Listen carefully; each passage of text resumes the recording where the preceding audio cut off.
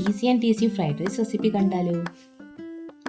കഴുകി വെച്ച ചിക്കനിലേക്ക് അല്പം മഞ്ഞൾപ്പൊടി, മുളക് പൊടി, കുരുമുളക് പൊടി, ഗരം മസാല, ചിക്കൻ മസാല, ആവശ്യത്തിന് ഉപ്പും കോൺഫ്ലവറും ചേർത്ത് നന്നായി മിക്സ് ചെയ്ത് മാറ്റിവെക്കുക. ഇനി തിളച്ച വെള്ളത്തിലേക്ക് അരമണിക്കൂർ കുതിർത്ത് വെച്ച ബസ്മതി റൈസും ആവശ്യത്തിന് ഉപ്പും കുറച്ച് ഓയിലും ചേർത്ത് തിളപ്പിക്കുക. ഇനി ഒരു പാനിൽ നമുക്ക് മുട്ട ചിക്കിയെടുക്കാം. അതിനായി 2 മുട്ട, ഉപ്പും കുരുമുളകും എന്നിവ ചേർത്ത് സ്ക്രാമ്പിൾ ചെയ്ത് മാറ്റിവെക്കുക.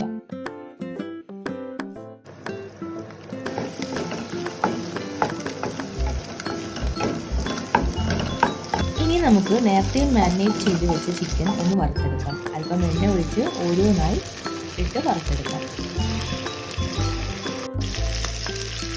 ഇനി പാനിലേക്ക് ഓയിൽ ചേർത്ത് ചെറുതായി അരിഞ്ഞു വെച്ച വെളുത്തുള്ളി, സവാള, ക്യാരറ്റ് എന്നിവ ചേർത്ത് ഹൈ ഫ്ലെയിമിൽ അല്പനേരം കുക്ക് ചെയ്തെടുക്കാം.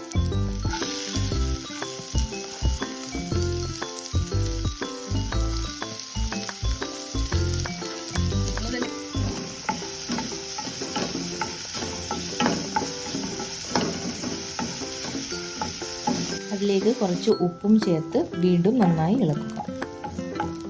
ഇനി അതിലേക്ക് കുറച്ച് ടൊമാറ്റോ സോസും സോയാ സോസും ചേർത്ത് വീണ്ടും നന്നായി മിക്സ് ചെയ്യുക.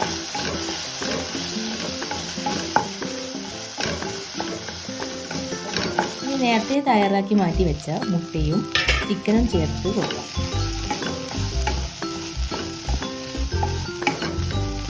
ശേഷം 3/4 ഭാഗം വെന്ത നമ്മുടെ റൈസും ചേർത്ത് നന്നായി മിക്സ് ചെയ്യാം.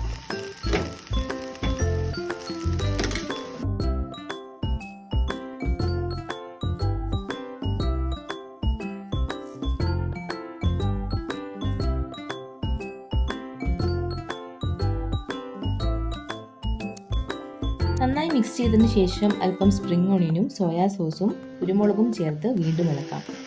നമ്മുടെ സ്വാദിഷ്ടമായ ഫ്രൈഡ് റൈസ് ഇതാ റെഡി.